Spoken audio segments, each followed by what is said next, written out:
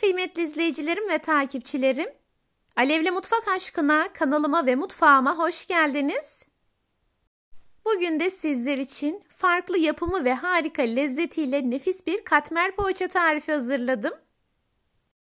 Sizleri daha fazla bekletmeden hemen tarifime geçiyorum. İyi seyirler.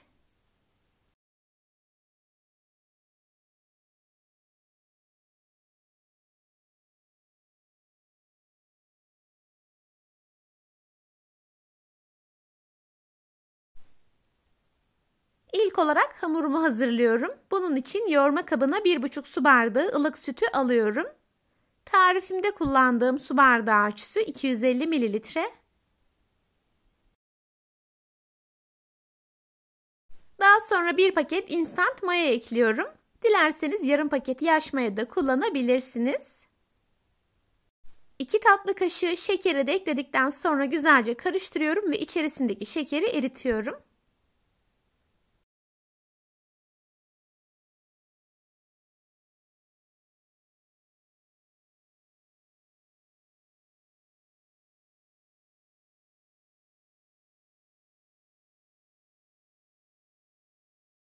Yeteri kadar karıştırarak içerisindeki şekeri erittikten sonra yarım çay bardağından biraz az sıvı yağ ekliyorum.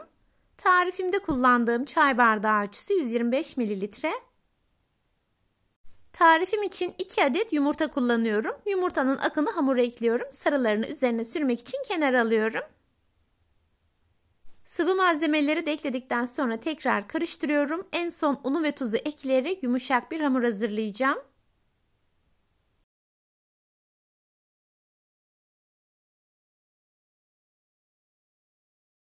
Sıvı malzemeleri güzelce karıştırdıktan sonra şimdi kontrollü şekilde unumu ekliyorum. Tarifim için toplamda 3,5 su bardağı un kullandım. Yine kullandığım su bardağı ölçüsü 250 mililitre. Unun büyük bir bölümünü ekledikten sonra son olarak 1 tatlı kaşığı tuz ekliyorum.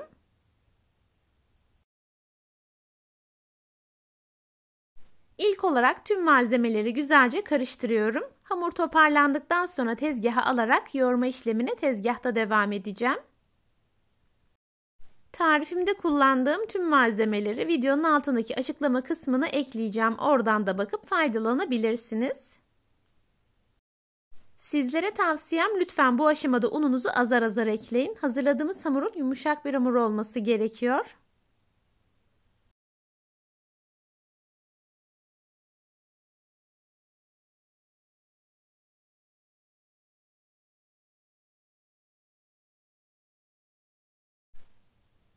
Güzelce karıştırarak hamurumu toparladım. Şimdi hazırladığım hamuru tezgaha un serperek alıyorum ve yoğurma işlemine tezgahta devam ediyorum.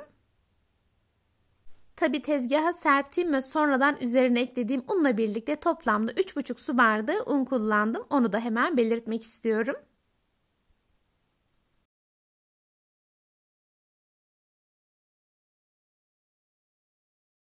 Hamuru tezgaha aldıktan sonra yaklaşık 3-4 dakika boyunca güzelce yoğuracağım. Yeteri kadar yoğurup hazırladıktan sonra 1 saat boyunca mayalanması için bekleteceğim. Hamurun kıvamı çok yumuşak ve ele yapışan bir kıvamda olduğu için ilk olarak kenarlardan içeri doğru katlıyorum ve yoğuruyorum.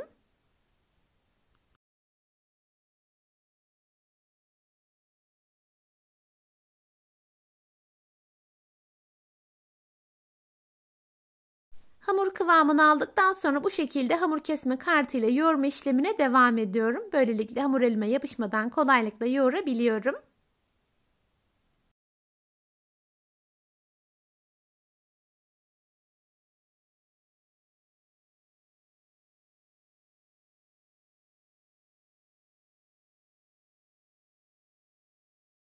Dört dakikanın sonunda hamurum artık kıvamını aldı ve yeteri kadar yoğurdum. Şimdi hazırladığım hamuru tekrar yoğurma kabına alıyorum. Daha sonra üzerini hava almayacak şekilde kapatarak 1 saat boyunca oda sıcaklığında mayalandırıyorum.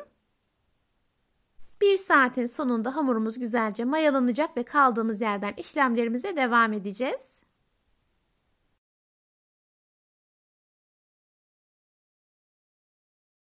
1 saatin sonunda hamurum 3-4 katına çıkarak güzelce kabardı. İlk olarak havasını alıyorum. Bu tür mayalı hamurların havasını almayı ihmal etmeyin. Böylelikle yerken mayanın tadını hissetmeyeceksiniz.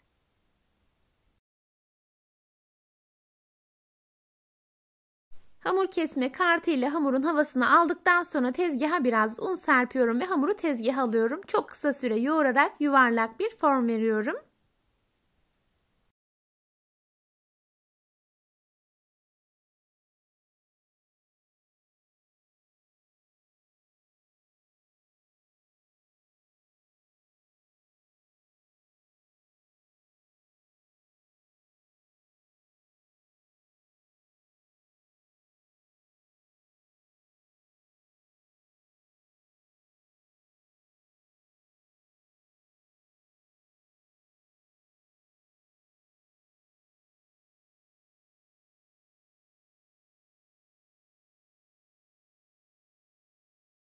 Hamuru çok kısa süre yoğurduktan sonra yuvarlıyorum ve 2 eşit parçaya kesiyorum.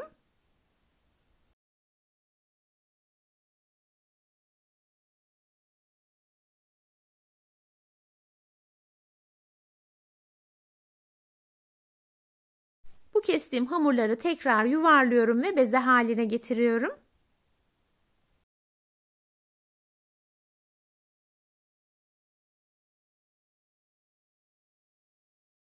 Hamurlarımın ikisini de yuvarladıktan sonra tepsiye bolca un serpiyorum. Hazırladığım hamurları un serptiğim tepsiye aldıktan sonra temiz bir poşete koyuyorum ve yaklaşık 15 dakika boyunca oda sıcaklığında dinlendiriyorum.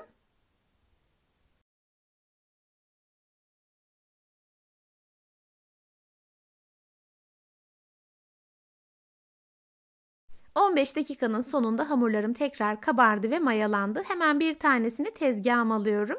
Diğerinin üzerine yine poşetle kapatarak kenara koyuyorum ki üzeri kabuk tutmasın.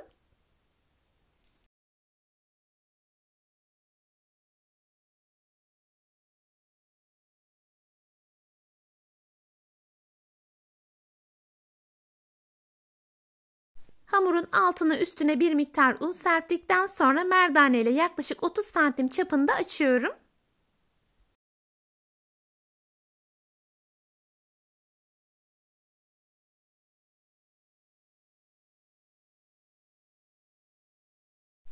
Hamur açarken her yerinin eşit incelikte olmasına lütfen özen gösterelim.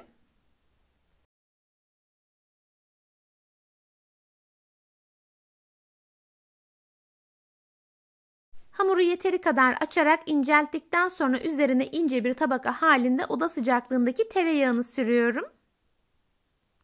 Tereyağı yerine alternatif olarak margarin de kullanabilirsiniz.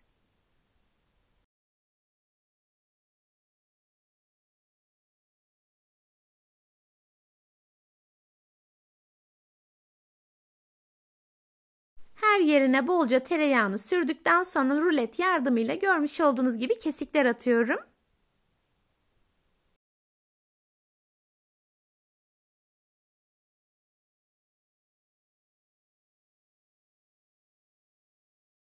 Sekiz eşit parçaya kestiğim hamuru şimdi üst üste koyuyorum. Tarifim için gerekli bütün detayları videomda sizler için paylaşıyorum.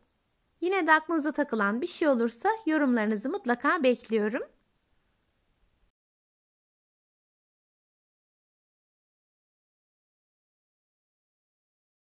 Hamurları üst üste koyarken görmüş olduğunuz gibi biraz daha genişletiyorum ve inceltiyorum.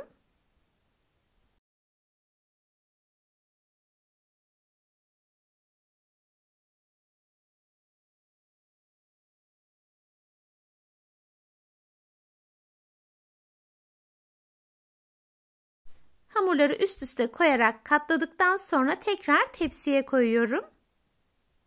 Aynı şekilde diğer hamuru da tezgaha un serperek alıyorum. Açtıktan sonra üzerine tereyağı sürüyorum. Hamurun her yerini tereyağıyla yağladıktan sonra rulet yardımıyla kesiyorum ve katlama işlemine devam ediyorum. Her iki hamurumuzu da aynı şekilde açıyoruz, yağlıyoruz ve katlıyoruz.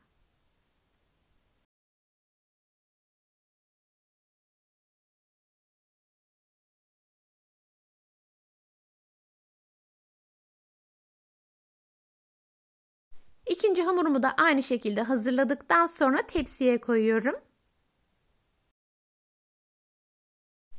Daha sonra çok fazla olmamak kaydıyla yaklaşık bir 5 dakika dinlendiriyoruz. 5 dakikanın sonunda hemen hamurlarımızı açarak poğaçalarımıza son şeklimizi vereceğiz.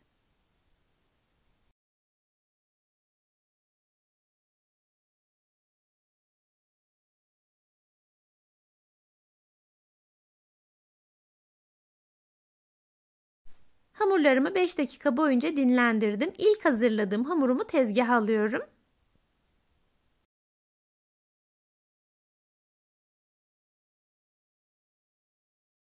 Tabi tezgaha almadan önce altına üstüne bir miktar un serpiyorum. Diğerini yine poşetle kapatarak kenara koyuyorum.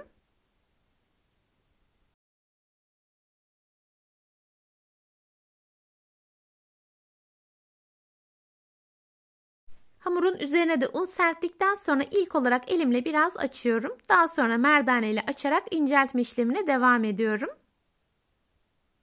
Yine aynı şekilde yaklaşık 30 santim çapına gelinceye kadar açıyorum. Hamurun tezgaha ve merdaneye yapışmaması için arada bir un serpiyorum.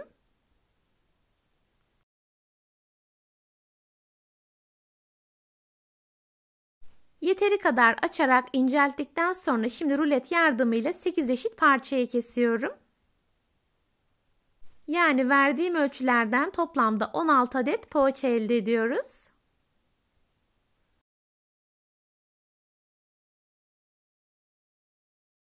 Şimdi hamuru 8 eşit parçaya kestikten sonra şimdi görmüş olduğunuz gibi uç kısımlarını da kesiyorum.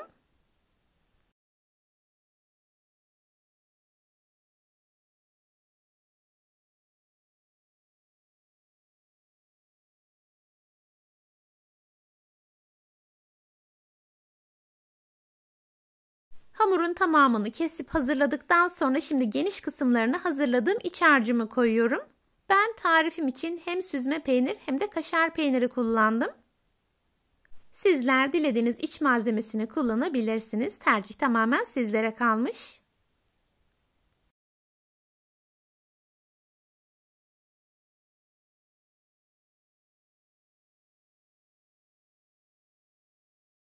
Hamurun tamamına iç harcımı koyduktan sonra şimdi görmüş olduğunuz gibi geniş kısmı üzerine kapatıyorum ve rulo yapıyorum. Bir uçtan diğer uca rulo yaparak hazırladıktan sonra şimdi hamurun ince kısmını görmüş olduğunuz gibi sıkıca kapatıyorum. Hamurlarımın tamamı bitene kadar aynı işleme devam ediyorum. Tamamını hazırladıktan sonra fırın kağıdı serdiğim tepsiye aralıklı şekilde diziyorum.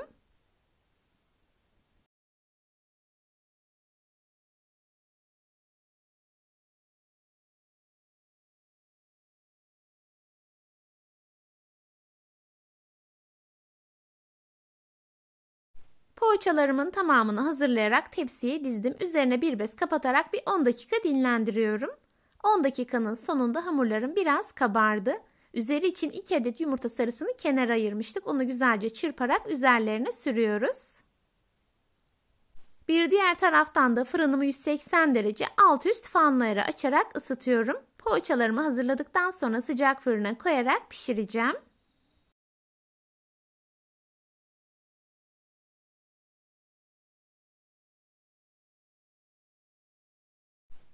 Hamurların tamamının üzerine yumurta sarısı sürerek hazırladıktan sonra bolca kavrulmuş susam serpiyorum. Ve de hazırladığım tepsiyi önceden ısıttığım 180 derecelik alt üst fanlara koyarak pişiriyorum.